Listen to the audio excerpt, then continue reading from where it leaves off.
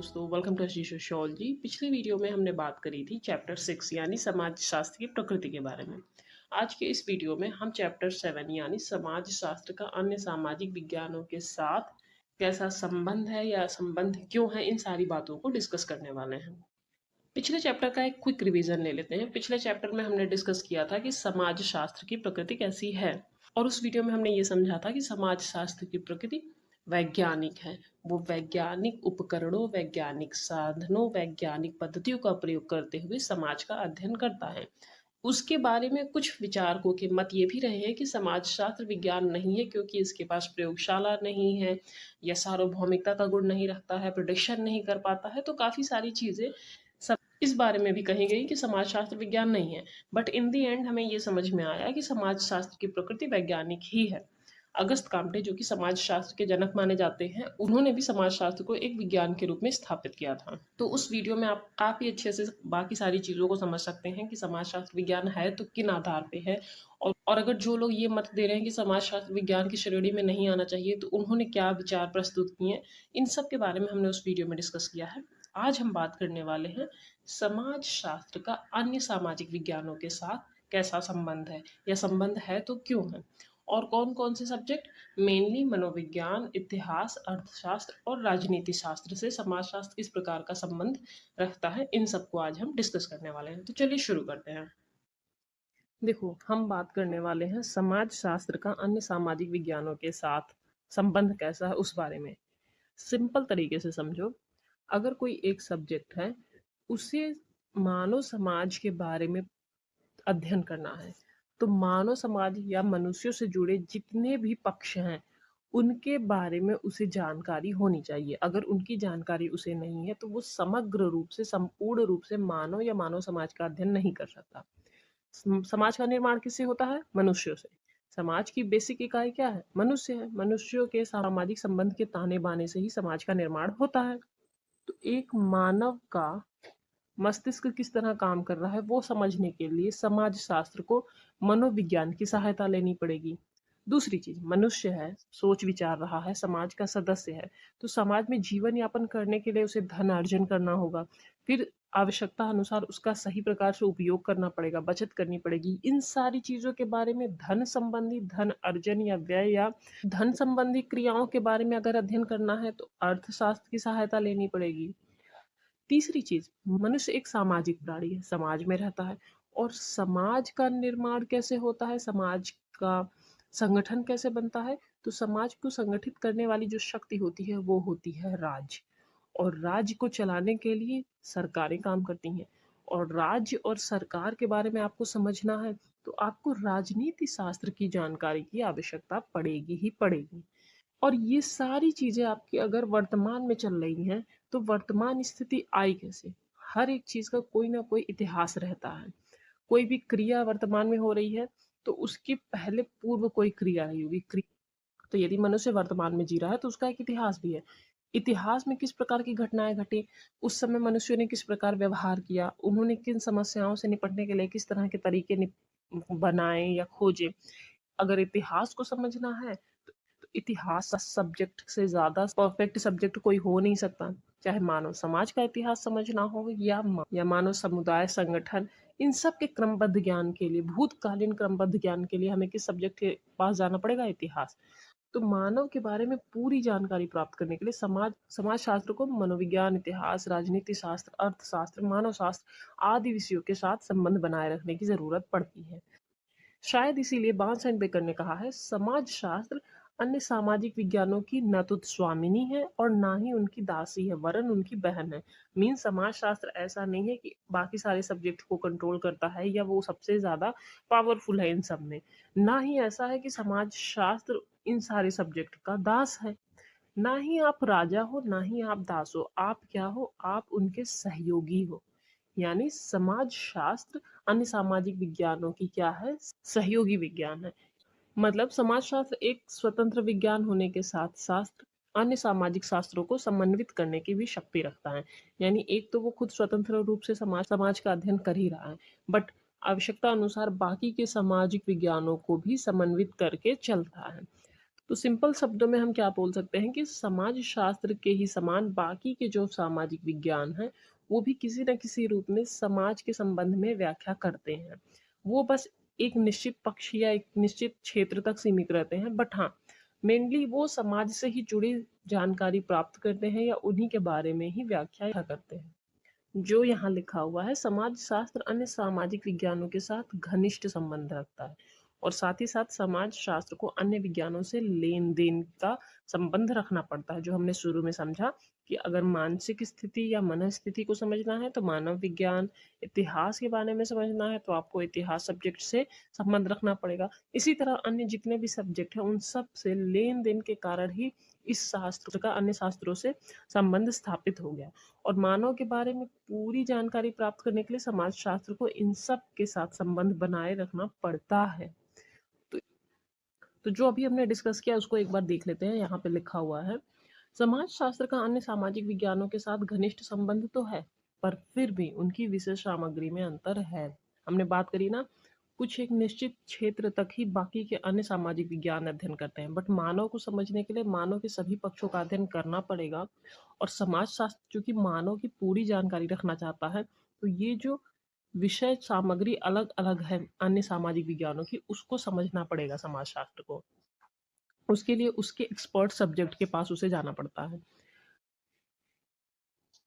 दूसरा पॉइंट है, स्वतंत्र शास्त्र होते हुए अन्य सामाजिक शास्त्रों को समन्वित करने की शक्ति रखता है।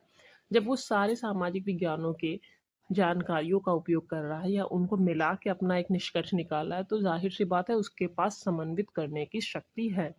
तीसरा पॉइंट है, गिव एंड टेक का संबंध होता है। आप इसको दे रहे हो अपनी जानकारी और उससे ले रहे हो उसकी जानकारी, यानी रिलेशन लेन देन का है। मनोविज्ञान को अगर मनुष्य के सामाजिक पक्ष का अध्ययन करना है तो मनोविज्ञान को समाज शास्त्र से सहायता लेनी पड़ेगी, और समाज शास्त्र को अगर मनुष्य के मानसिक स्थिति का अध्ययन करना है तो उसे मनोविज्ञान की सहायता लेनी पड़ेगी। ठीक उसी तरह अगर मानव शास्त्र यानी एंथ्रोपोलॉजी को समाज का समग्र अध्ययन समझना है तो उसे समाज शास्त्र के पास आना पड़ेगा। बट समाज को एक विशेष समुदाय या संगठन की संस्कृति क्या है, भाषा क्या है, उनका रहन सहन का तरीका क्या है, जीवन जीने की शैली क्या है, उनको जानना है, उनको समझना है, उसके बेसिस पे कुछ निष्कर्ष निकालना है, तो उसके लिए उसे मानव शास्त्र के पास जाना पड़ेगा।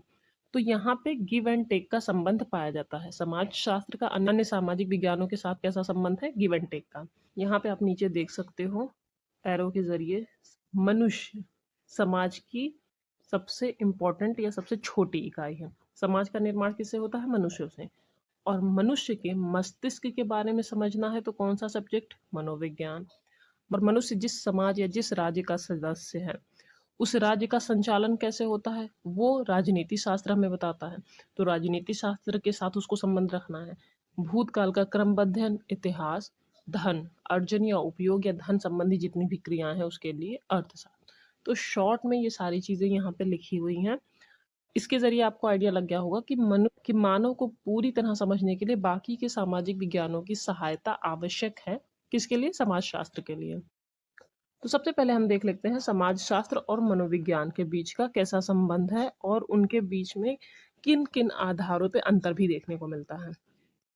थाउलस की फेमस कोटेशन है, मनोविज्ञान मानव अनुभव तथा व्यवहारों का अध्ययन करने वाला शास्त्र है। समाज की प्राथमिक इकाई मनुष्य है और प्रत्येक मनुष्य के अनुभव और व्यवहारों का अध्ययन करने वाला शास्त्र क्या है, मनोविज्ञान। तो उससे संबंधित ज्ञान के लिए समाज शास्त्र मनोविज्ञान पे आश्रित है। दोनों ही शास्त्र, चाहे समाज शास्त्र हो चाहे मनोविज्ञान हो, दोनों ही मानव व्यवहार का अध्ययन अपने अपने ढंग से करते हैं। कोई मेनली फोकस करता है मस्तिष्क पे, मन स्थिति पे, सोचने विचारने व्यवहार करने के ढंग पे, तो कोई बात करता है कि सामाजिक परिप्रेक्ष्य में उसके व्यवहार या मन स्थिति किस तरह परिवर्तित या प्रभावित होते हैं।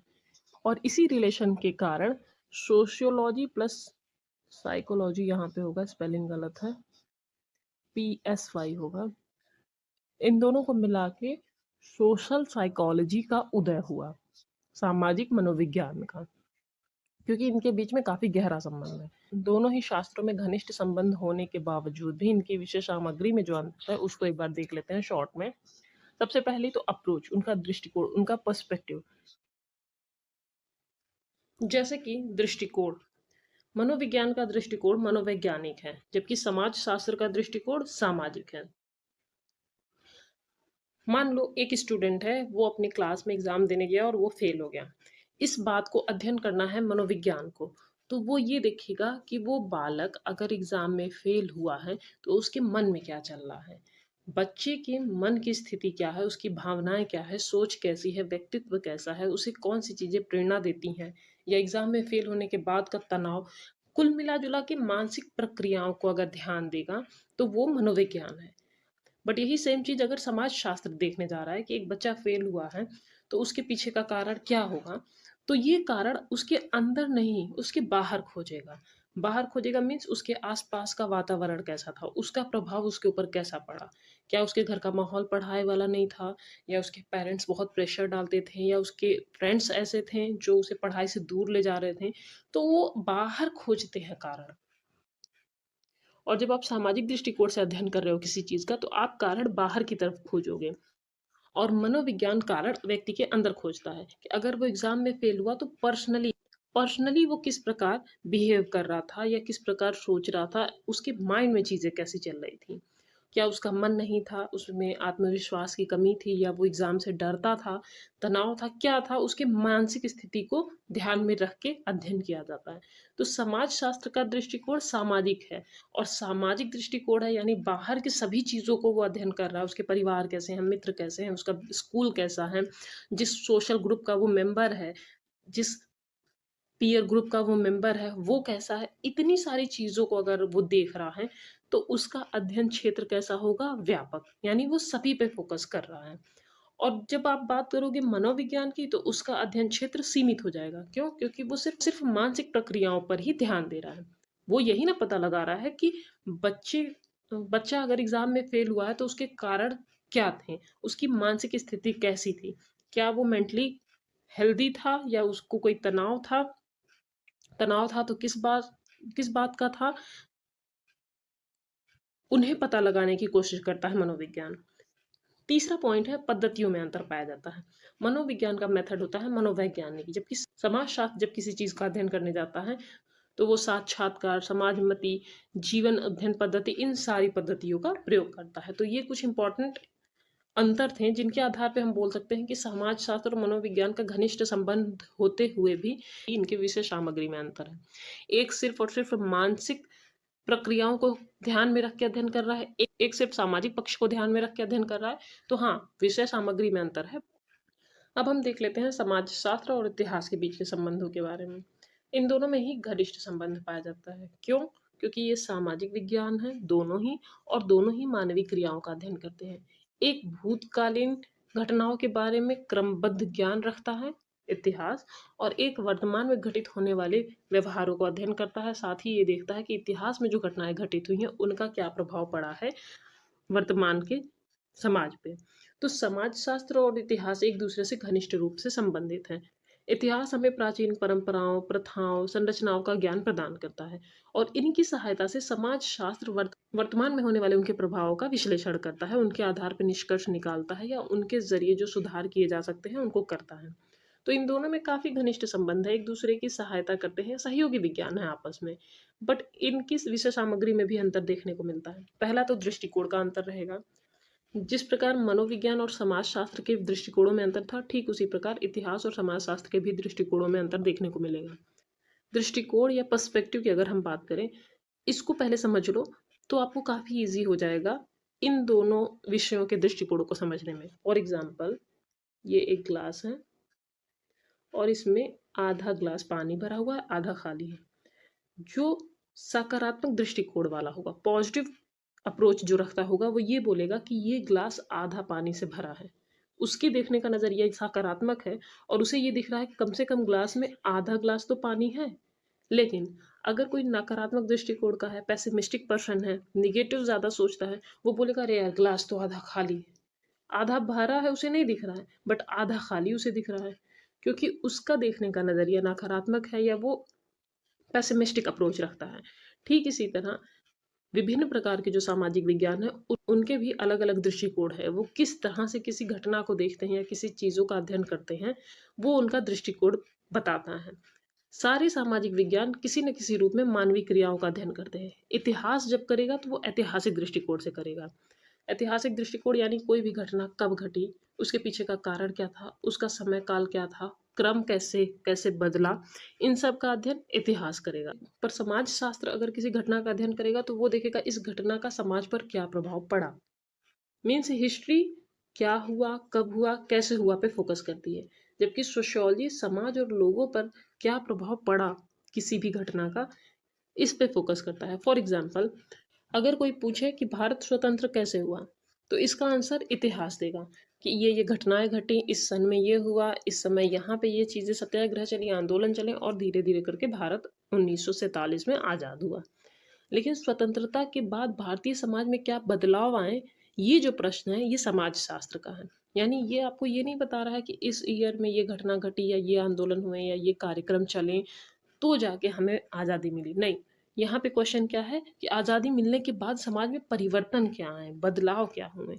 एक और एग्जाम्पल से समझते हैं।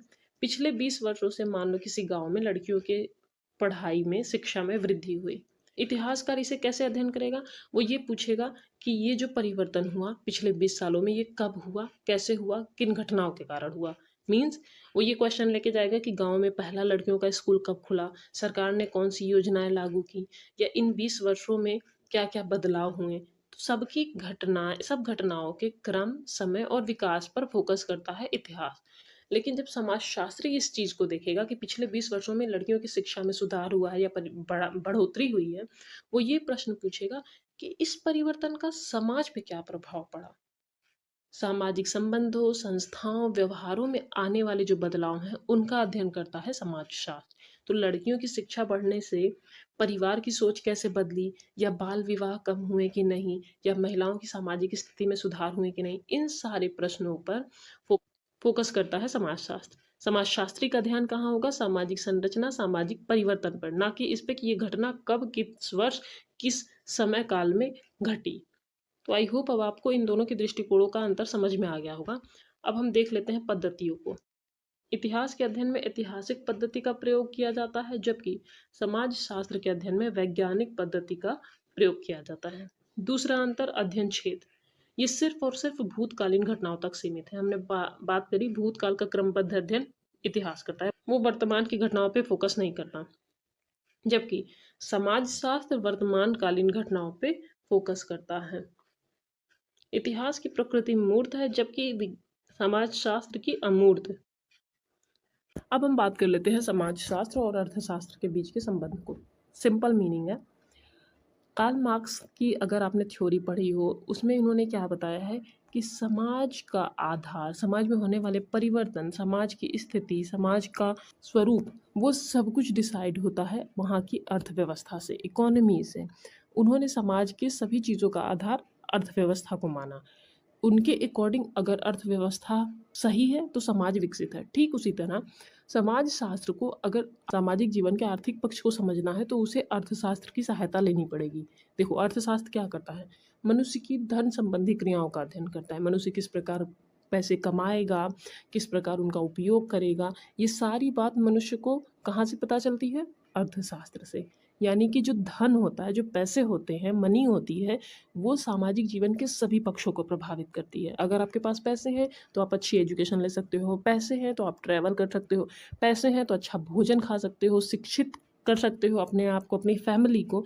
यानी कि सभी पक्ष जो है सामाजिक जीवन के, वो धन से प्रभावित होते हैं।